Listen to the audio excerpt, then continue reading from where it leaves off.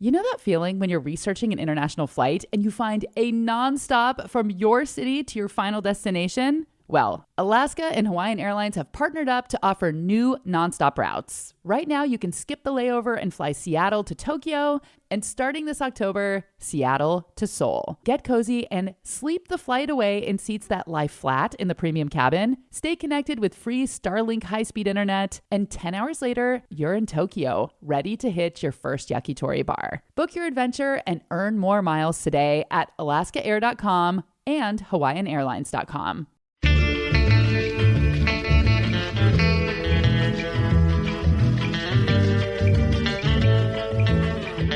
Welcome to The Leftovers. I'm Rachel Belle. The Leftovers is audio left on the cutting room floor from last week's Your Last Meal interview. And today, you'll hear never-before-heard cuts from Prabal Gurung, a celebrated fashion designer who has made gowns for folks like First Lady Michelle Obama, Oprah Winfrey, and Vice President Kamala Harris. His new memoir, Walk Like a Girl, tells the story of how he got here. Prabal grew up in Nepal and was a social outcast, bullied and abused for being effeminate long before coming out as queer and moving to the United States. Last week, we talked all about momos, steamed Nepali dumplings that Prabal not only finds extremely delicious, but a source of comfort, community, and connection to family. Let me have this conversation about momo without my mouth watering. I mean, I can't. I love momo more than life sometimes. If you missed last week's episode, I suggest going back and listening to that first. But if you're all caught up, let's get into the leftovers with Prabal Gurung.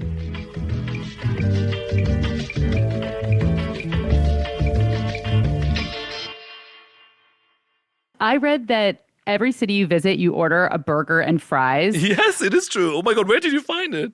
I have my ways. Okay. I do. What is your perfect burger and what style of fries do you like the best? Okay, believe it or not, the best burger that I've ever had is in Paris.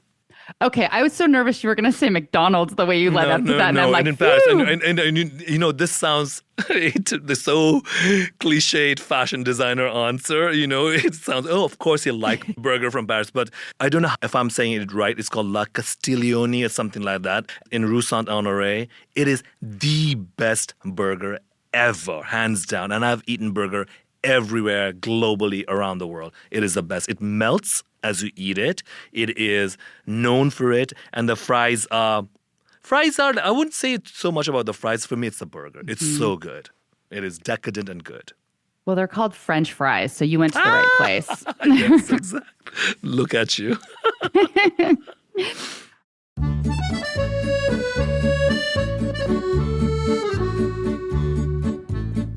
La Castiglione, affectionately called Le Castille or just Castille by those who loved it. It was a chic Parisian cafe that attracted A-listers, like the Rolling Stones, who, according to the history section on the restaurant's website, were once kicked out for causing a ruckus. And then there were the fashion icons, like Kate Moss. ABC News correspondent Deborah Roberts says she discovered La Castille nearly 30 years ago while honeymooning with her husband, Al Roker, a fairly recent Your Last Meal guest. Now, you may have noticed that I have been speaking in the past tense. I'm not sure if Prabal even knows, but La Castiglione closed its doors in January 2023 after 33 years in business. Vogue reported on it, the New York Times reported on it in an article titled, "Where will the fashion insiders hang out now?" They say the 37-euro burger was made famous in a 2002 article by Kathy Horan, then New York Times fashion critic. She said, quote, "One of my favorite things to do between shows is to sit at the bar and order a big, medium-rare cheeseburger slathered with piquant steak tartare sauce. Already a hit with the Castiglione's business crowd, it may be on its way to becoming the most fashionable burger in Paris." Vogue wrote, quote, "The signature dish over several decades remains the Castille burger, the recipe for its gloopy pink sauce guarded like Coca-Cola." So everybody agreed that this was a damn good burger. But the one thing debated by folks who came from around the world to eat this burger was, should it be eaten with a fork and a knife?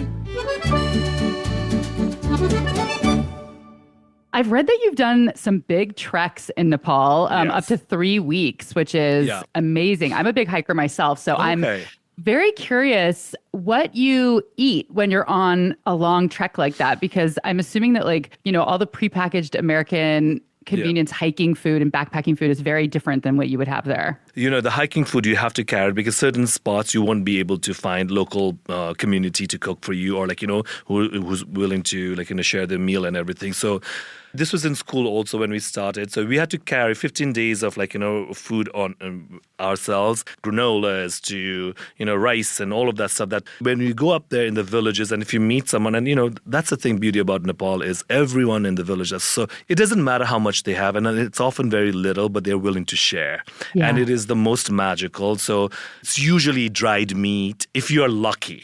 Right? It's almost like a jerky, deer meat and everything. So they hunt it and they dry it and save it for winters and potatoes, lots of local vegetables.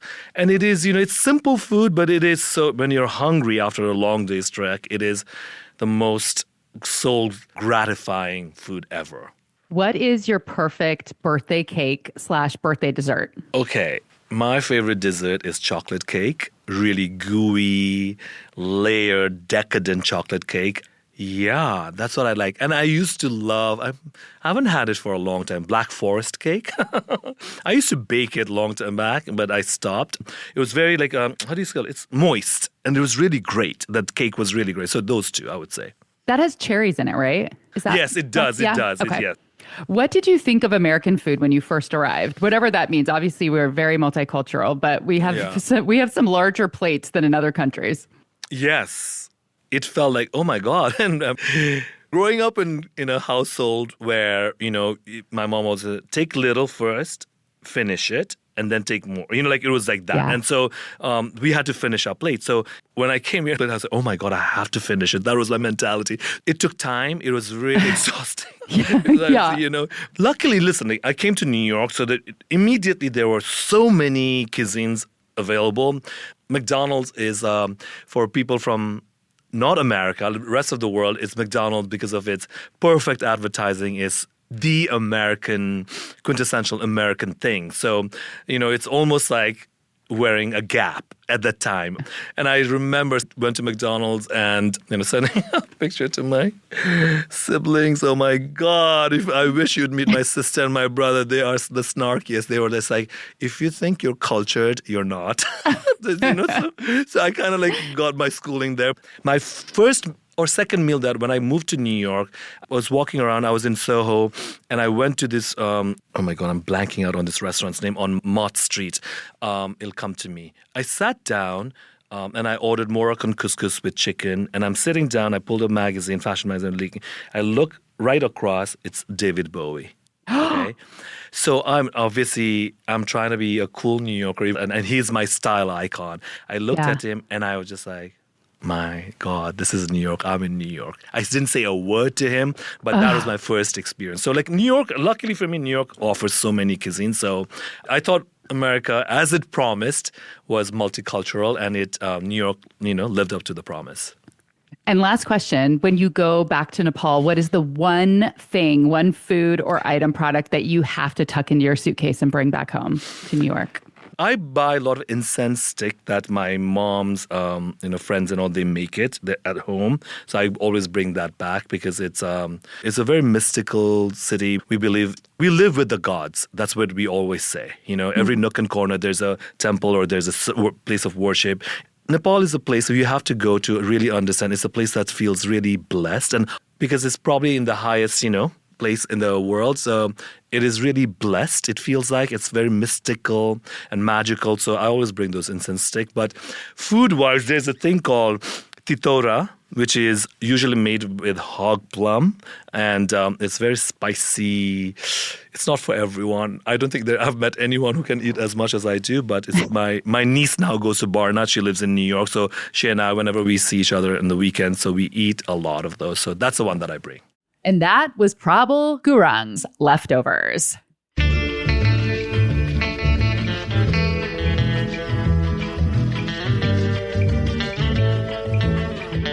It was a little hard to hear that last food that Prabal mentioned. He was talking about totora, which is made from hog plum, which is a variety of plum that's dried and seasoned with things like red chili powder and black salt. Prabal's new memoir is called Walk Like a Girl. I found the book to be very moving, very well written. You can pick it up at your favorite local bookseller. The Leftovers and Your Last Meal are both products of Seattle's Cascade PBS. This episode was mixed and mastered by Sarah Bernard with editing and production assistance from Maliha Syed. Original theme music by Prom Queen. Make sure you're subscribed to Your Last Meal in your podcast app so you never miss an episode of that or The Leftovers. And if you're completely caught up on the podcast, check out my TV show, The Nosh. We just wrapped season 2, but you can watch season 1 and season 2 anytime at cascadepbs.org, on YouTube, or on Alaska Airlines in-flight entertainment. I finally flew Alaska last weekend for the first time since the show was available in flight. And if you saw a lady crying in the middle seat, watching herself on her phone, that was me. I'm Rachel Belle, and this is The Leftovers.